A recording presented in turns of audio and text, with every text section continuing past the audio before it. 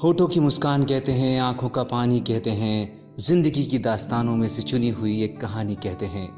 दोस्तों नमस्कार, मैं हूं सत्येंद्र, सुनाता हूं कहानियां एडमैड स्टोरीज पर। एडमैड स्टोरीज पर आपका एक बार फिर स्वागत है। आजादी के अमृत महोत्सव पर एडमैड स्टोरीज आपके लिए इस पूरे माह हर सप्ताह लेकर आया है एक देशभक्ति के रंग में रंगी कहानी। तो लीजिए पेश है कहानी वापसी। विक्रमपुरा से मेरी यादें महज 8 महीने की थीं और तब मैंने ना तो देखना ही सीखा था, ना बोलना और ना ही चलना। मैं माँ के कानों से सुन रहा था, माँ के ही पैरों से मेरा चलना था और माँ की ही धड़कनों से मेरी सांसें चल रही थी। एक छुअन का एहसास और भी था जिसमें माँ के अलावा 1-2 बार किसी अनजाने से हाथ ने माँ के पेट के भीतर मुझे छुआ था। मुझे लगा कि झट से उसकी उंगली पकड़ लूं। फिर कई सालों बाद जब किसी मेले में, किसी रामलीला में, किसी के कंधे पर किसी के बच्चे को बैठा पाया तो उस छुअन की याद ताज़ा हो गई। माँ ने जब वो गांव छोड़ा तो मैंने बहुत सी चीज़ों को अपने से दूर होने का एहसास किया। अच्छा हुआ पिताजी को मैंने सिर्फ तस्वीरों में देखा था। उनका एक ही प्रकार का चेहरा मुझे याद है, ऊंचा ललाट, नुकीली नाक, गोरा गर्वीला रौबदार चेहरा, घनी मूछें। शेष बातें मैंने दादाजी की जुबानी सुनी और उनका एक अनोखा, कभी ना भूलने वाला चेहरा मैंने अपने दिल में सदा के लिए बसा लिया। तिरंगे में लिपटकर जब वो गांव वापस आए तो पूरा गांव मुर्दा घर सा बना हुआ था। दादाजी बताते हैं कि सिर्फ दुधमुहे बच्चों या किसी पंछी की आवाज से ही शांति भंग हो रही थी, जैसे सारी कायनात अपने बच्चे के जाने पर शोक में मौन रखी हुई हो। वो अजब सी शांति थी। हमेशा चाय बनाते समय कोई गीत गुनगुनाने वाली माँ चुप थी। 3 दिनों तक मेरी अतड़ियां कुलबुलाती रहीं, शायद मर ही जाता अगर किसी ने माँ को मेरा वास्ता देकर खाने पर मजबूर न किया होता। मैं तब रोना नहीं जानता था, पर माँ की सिसकियों को सुन रहा था।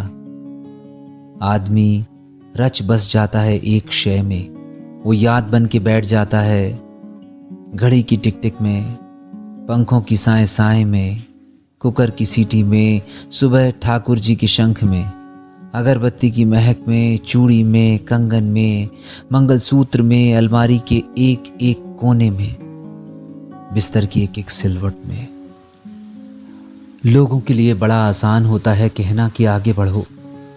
भगवान को यही मंजूर था, या इसमें भी भगवान की कोई बड़ी सी मर्जी छिपी होगी। कहने वाले अक्सर चुप हो जाते जब माँ पूछती, कौन सी मर्जी, क्या योजना? सुहाग छीनकर भगवान मुझे अब कौन सी खुशी देने की योजना बना रहा है?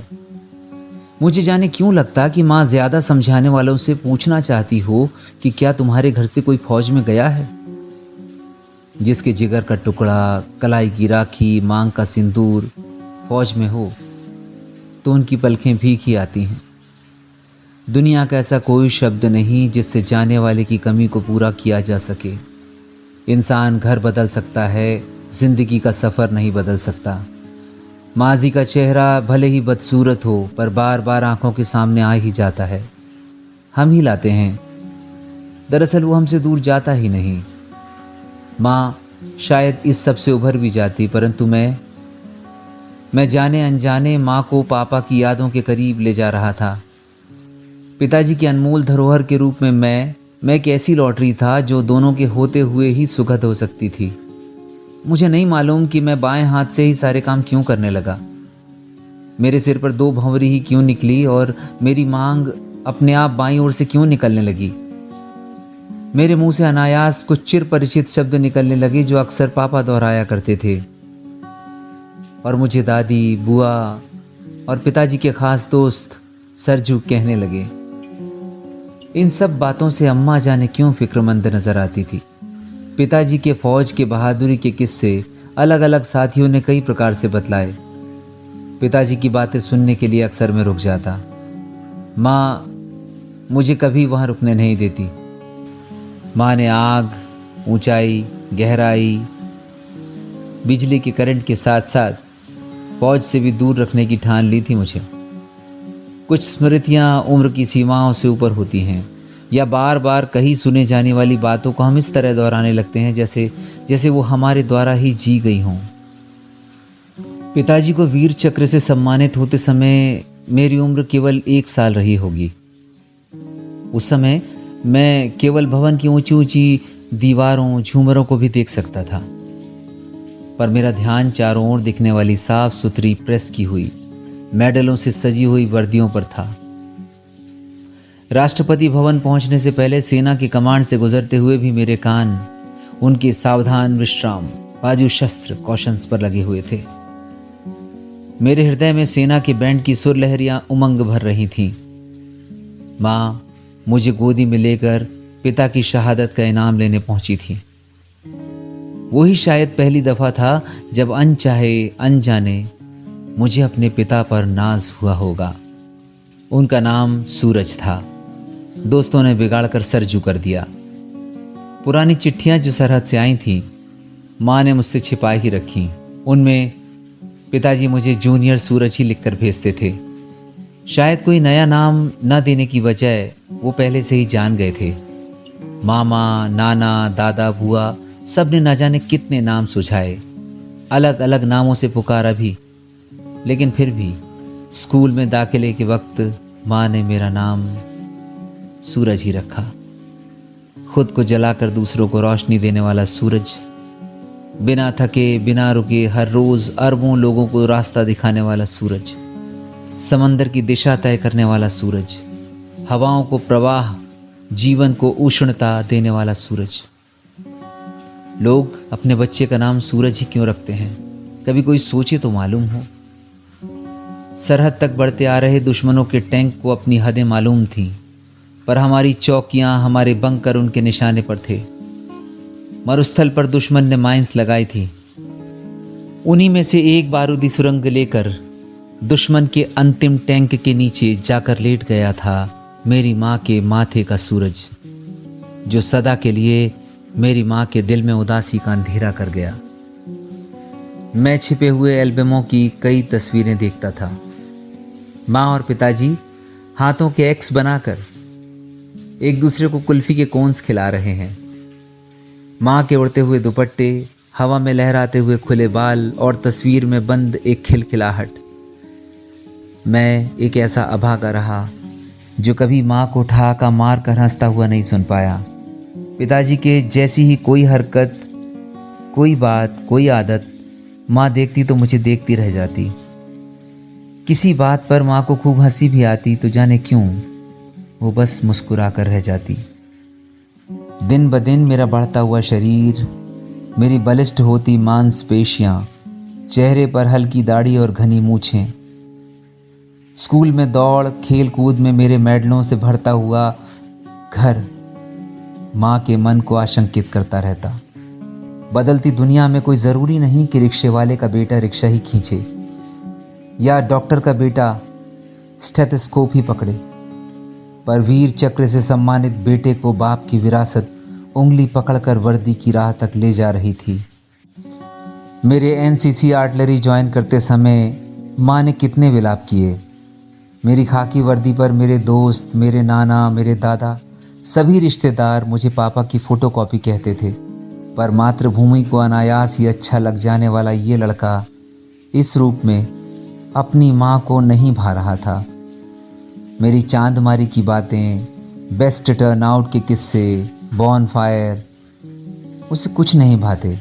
चुपचाप खाना खा, सो जा, ये कहकर अक्सर वो मेरी बात काट देती।